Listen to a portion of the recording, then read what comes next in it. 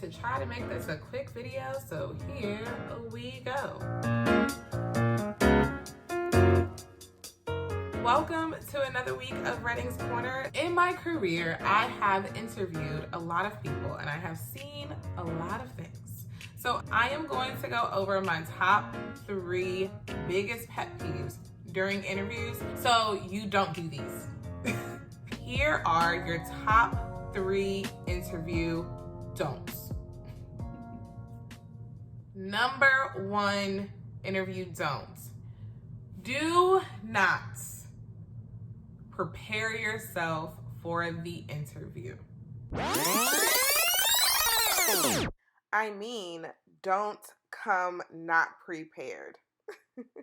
Make sure you do your pre-interview prep. I cannot tell you how annoying it is as an interviewer for the interviewee to come in cocky, just knowing that we're about to give them this job without knowing anything about the company, without knowing about the position, without knowing how you can contribute to the team. You just kind of walk in and you're like, yeah, well, y'all asked to interview me, so here I am. What questions y'all have for me? An interview is not one-sided. An interview is not one-sided. Make sure that the company fits what you want morally. In order for you to know that the company will fit your morals and what you need from a company, you have to do some research, okay? I can't speak for all interviewers, but one of my favorite questions to ask during an interview is, what can you tell me about this company? It is a very simple question that should be very easy to answer if you did research. So please do your research, okay? Hey you, are you new? If so, thank you for clicking on this video. I hope that I do not disappoint you while you are watching my video. If you like what you see, subscribe, hit that alert button for more videos just like this one. And if you have a recommendation on another Redding Corner video, leave me an email or comment below. I would love to hear from you. Enjoy the rest of the video. My interview tip number 2, I want to caveat with a quick story. When I was supporting the Coast Guard, we were interviewing for multiple positions. So we had an interview offsite. Some of the positions were entry level, so we had a lot of college students and fresh out of college students coming to interview for the position. One of the interviewees came in wearing jeans, a polo shirt, and some sneakers. I will say that that was the extreme of what everyone else was wearing to the interview, since we did interview a lot of candidates on that day. He was the best interview that we had all day. We ended up hiring him. He was an excellent employee. I believe he's still there. I don't know if he's still there. But later, as I got to know him and as I got to talk to him, he was telling me how he didn't have, money for clothes when he interviewed with us. And he didn't have a mentor or someone he could borrow clothes from, or parents he can borrow clothes from. He knew that he just needed the interview. If he could just get in front of us and sell himself, that was all he needed, and that essentially was all he needed, and he ended up being a great candidate. But then you have people who just simply act like they would rather be anywhere else but your interview. And so my interview tip number 2 is, do not come dressed or act like there is anywhere else that you want to be other than this interview. Don't come dressed as if you're not about to be on an interview, and don't act like you want to be anywhere else but this interview. I caveated with the story of this young man because it worked out in his favor. I don't think that everyone who interviews thinks like me or would look past attire. So my rule of thumb is to always have your attire set for an interview. Make sure you have your business suit, your power suit, whatever you like that outfit that makes you feel confident, because you want to walk in being confident, not cocky, but confident. I have interviewed people who sit there with their arms crossed. That is like my biggest pet peeve, okay? Don't come across closed off. Going like this and answering questions like this does not make it seem like you want to answer my questions. Does this look like I want to be here talking to y'all? I'm just gonna sit here and do the rest of my writing just like this. And I bet you think that I'm upset or mad or impatient or feel like I want to be anywhere else but sitting in front of my phone talking to y'all. So don't do it. You want to sit confidently. You want an open posture. So sit tall, make eye contact when answering questions. If you're super anxious, relax, okay? Hopefully the person that you're interviewing with does not make you feel tense or make you feel like, you don't know what you're talking about.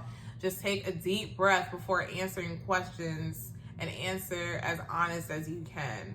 But do not walk into an interview and act like you don't want to be there or look like you don't want to be there. Dress for the interview and keep your posture confident. And my biggest pet peeve, my number 3 don'ts. Do not lie. Please don't lie. Please don't lie. I am a prime example of this. So like my biggest pet peeve, I did, sort of. You know that term, fake it till you make it? Fake it till you make it means if you know enough about a topic, but then you play it up and act like you are like over the top with it if it is something that the position requires. And here is my example. I'm in IT. I'm a project manager. We use EMAS to track our information system security posture. All of our risk management framework requirements are all tracked in EMAS. Now, I understand EMAS from a policy standpoint. I have never used a system myself. I can just enforce using it, but I myself have never used it. In an interview, they asked me about EMAS.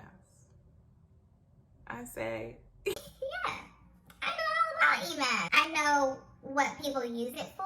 I know the information that needs to go into EMAS. I know EMAS, yeah. Get on the job and I get thrown into cleaning up an information system EMAS container. So I actually physically have to go in, use it. I have to figure out what documents are outdated, how to update them, get plans of actions in place. I had to teach myself quickly because I lied and said I know EMAS when I have never been in EMAS a day in my life, okay? And I got through it. I figured out, how to teach myself, but it took extra hours to teach myself rather than being honest at the interview and saying, I know about policies behind the usage of EMAS, but I have never been in EMAS myself. It could have went completely different for me. I could have saved up time and energy of teaching myself and actually been given resources to team up with or talk to, rather than trying to figure it out on my own because I done told these people that I know how to use EMAS. So that's like my personal example. So my biggest pet peeve is because of me and my story. And I have hired people who said that they know how to do XYZ. So you're expecting XYZ, but they have to research A, B, C, and D to get to XYZ. So it's just a longer process. So instead of faking it till you make it, my recommendation for when it comes to filling those gaps or filling those weaknesses in the interview is be honest. say that you have that weakness, or say that, you know, you might not have any experience in this expertise, but you have experience learning on the job.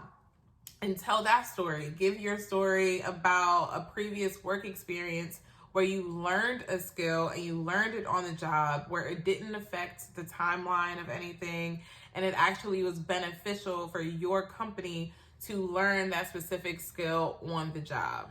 So I have plenty of more interview tips where this comes from. If you would like to have a one-on-one interview session, please feel free to reach out to me here. We can go over interview tips, strategies, you know, when the best time to reach out to the person who interviewed you after your interview. We can do mock interviews, whatever you want to do, contact me. We can go over those. Thanks for watching.